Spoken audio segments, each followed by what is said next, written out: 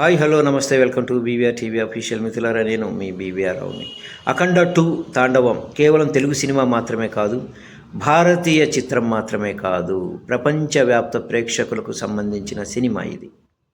సనాతన హైందవ ధర్మం పరాక్రమాన్ని చూపించిన చిత్రం.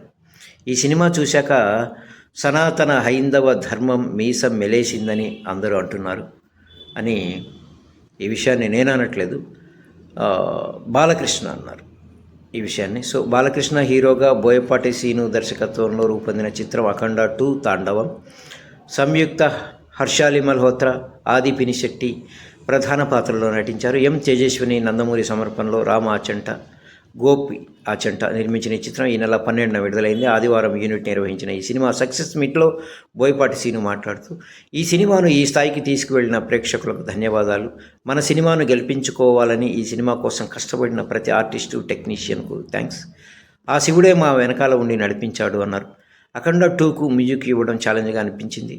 ఈ సినిమా ఎప్పుడొచ్చినా సక్సెస్ అవుతుందని ధైర్యంగా అనుకున్నామని తమన్ అన్నారు. దిల్ రాజు మాట్లాడుతూ, బోయపాటి గారు బాలకృష్ణ గారిని ఇండియన్ సూపర్ హీరో చేశారు. దైవంతో కూడిన ఒక క్యారెక్టర్ను డిజైన్ చేసి ఒక సూపర్ హీరోని చేయడం, అది బాలకృష్ణ, బోయపాటి గారులకే చెల్లింది. తెలంగాణలో రిలీజ్ చేసిన మాకు 3వ రోజుకే మేము పే చేసిన దానికంటే 70% రెవెన్యూ రికవరీ అయిందట. పే చేసిన దాంట్లో 70% వచ్చేసిందట. అంటే రూపాయి ఖర్చు పెడితే 70 పైసలు వచ్చేసింది అప్పుడే. సో నిర్మాతగా, డిస్ట్రిబ్యూటర్గా, ఇండస్ట్రీలో కీలకమైన వ్యక్తిగా నాకు ఆనందంగా ఉంది అన్నారు. ఈ వేడుకలో విజి చంద్రశేఖర్, గంగాధర శాస్త్రి, కళ్యాణ్ చక్రవర్తి తదితరులు పాల్గొన్నారు. మంచిదే, ఒక సినిమా సక్సెస్ కావటం, దాని వెనకాల వందలాది మంది కుటుంబాలు బతకటం, ఇవన్నీ చాలా గ్రేట్. ఎస్, ఎందుకంటే